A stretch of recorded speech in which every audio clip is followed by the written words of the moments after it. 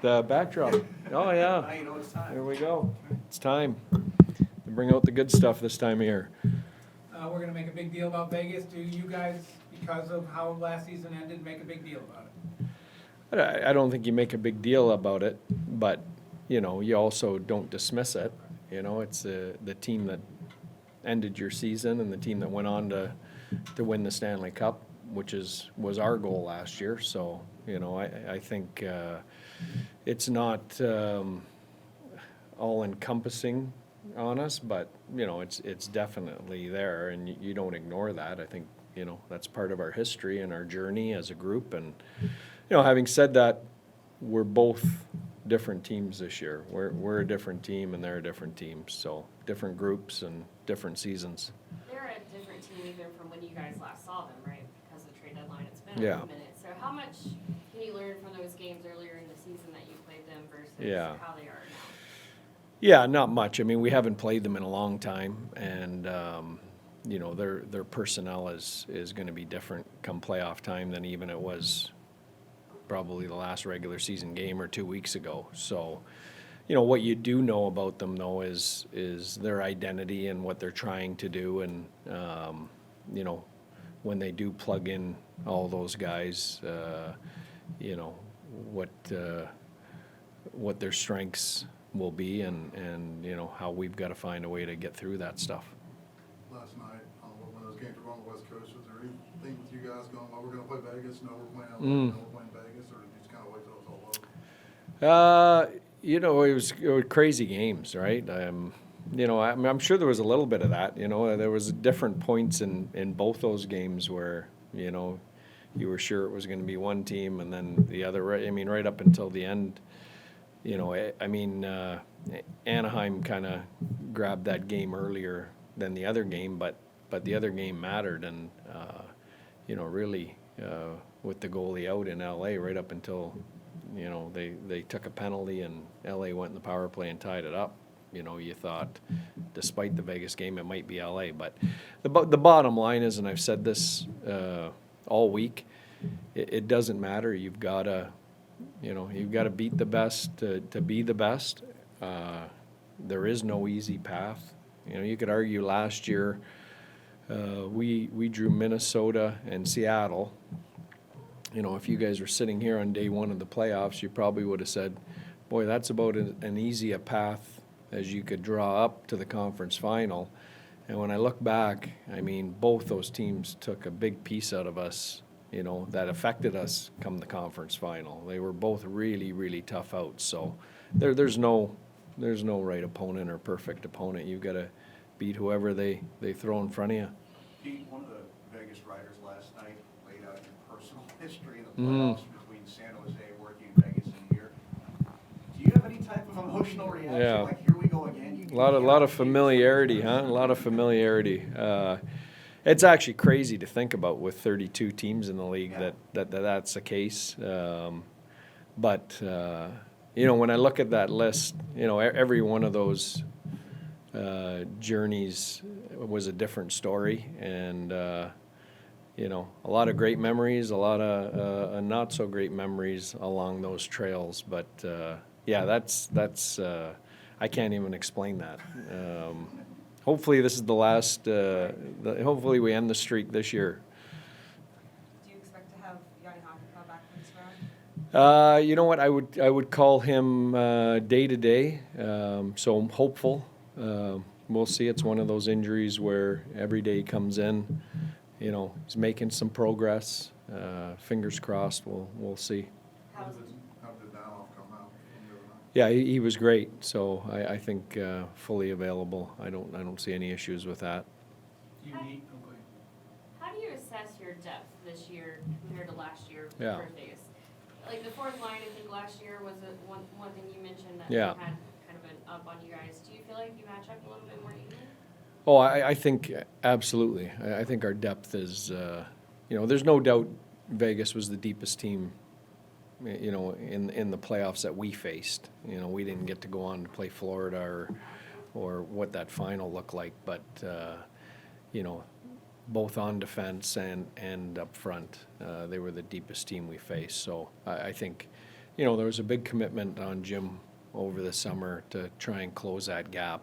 And, I think the results of our seasons speak to that. I think we were the sum of our parts. We weren't a one-line team. We didn't rely on a 100-plus point guy or a couple 100-plus point guys. We were built around that depth, and, that's what's got to carry us through the playoffs.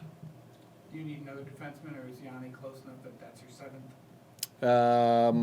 That's a good question. I think that's probably a decision as we get a little closer to game one. We've got some time here, so, we'll see as we get closer to game one. And then with the Dayanov, Yeah. does he look like a guy who could slip in, or that's just a debate for the coaching staff? Yeah, well, we're going to have some tough decisions to make on lineup.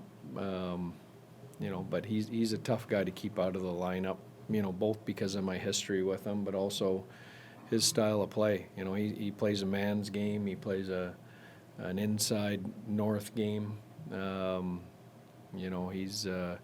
He's got great playoff and international big game experience.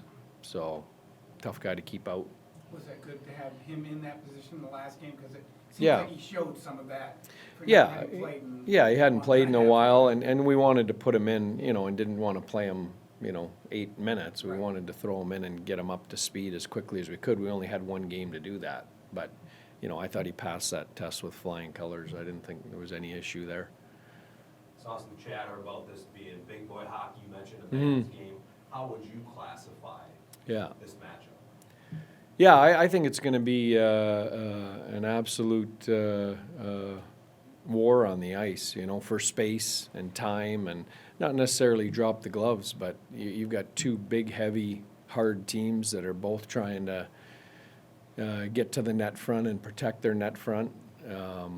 It's going to be a big, heavy, hard series. At the same time, you've got a lot of speed and skill on both teams too, so, you get to the playoffs like this, you get the best teams in the league, the best 16. You're getting great hockey, and there's not many weaknesses to poke in anybody's teams that you're playing.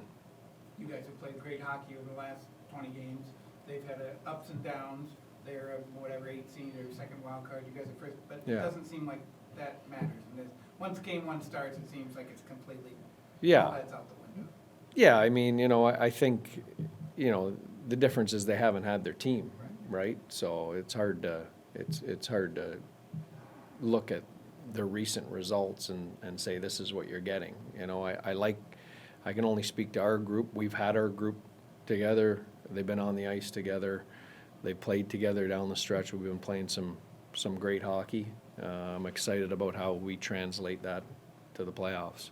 How much better prepared are guys like Wyatt Johnson and Thomas Harley from the experience they got last Yeah. year to know what they're getting into now? Well, I think that's part of we're not the same team we were a year ago, and neither are they. I think, that growth can't be underestimated. I think you saw it with Wyatt during the regular season. I thought, getting Stankoven up here and a really good taste of NHL hockey, not just a couple games, has made him more comfortable.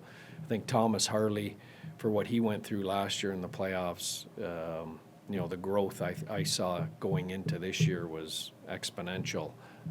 So that's all part of us being in a different place than we were a year ago. You mentioned Logan, maybe it's more big picture, but how do you evaluate him specifically? Because the 20 games is good. but, Yeah. Thomas Harley said it's a different animal. Yeah. He's about to dive into here. Yeah. How do you evaluate a player like that? Well, I think you look at his game, and there's no doubt when you look at his game, it translates to playoff hockey. He's a bulldog on the ice. He's fearless. He's relentless. Those are all adjectives coaches are using this time of year. That's what you're looking for. So I have no doubt that his game translates. There's a lot that's talked about every year about how teams have to go through steps to be able to make it and win the cup. Ultimately, you guys have kind of made that progression. Does the kind of youthful arrogance or confidence of a guy like Logan Stankoven mix with your veteran experience? Does that Yeah. kind of bring a little bit something different that maybe you didn't have last year?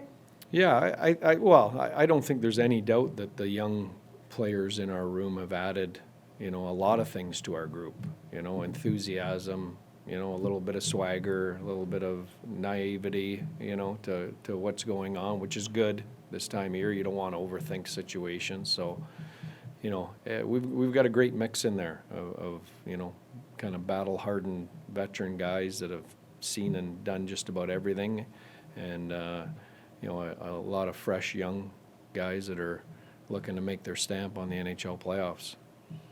You've coached Joe Pavelski for quite a bit of his career. Mm-hmm. What would it mean to be able to complete that journey with him this season? Yeah, Joe might be right behind me on that Vegas list, right? Like he's pretty close. You know what? It's hard to put into words. You know, the respect you have for him as a player. It's even harder to put into words the respect I have for him as a person, and I think that's probably the best compliment I can give him. As great a player, great a scorer as he is, he's a better teammate and friend and father and leader. You know, he's just he's one of those guys that comes along, you know, once or twice in a coaching career, that you really have a deep appreciation for how he goes about his business every day, both on and off the ice. And I think the respect that I'm talking about, I think is throughout our room, you know, staff and players for that. He told me a couple weeks ago that when he left San Jose, you were one of the coaches he'd go follow. Yeah. I guess you ended up following him. Yeah, I think I said that once. I said I'd follow that guy anywhere. I'm glad he didn't go back to the American League or college or something like that. He's just, you know, winning follows him. Winning follows that guy, and it's not an accident that everywhere he goes, he's won. Back to junior hockey in the USHL, University of Wisconsin, San Jose, here. You know, there's guys like that, and that's not an accident when, you know, the trail you've left behind you, you know, has been that successful. So, you know, he's obviously got one thing he hasn't won yet, and, you know, that's our goal, is to try and help him check that box.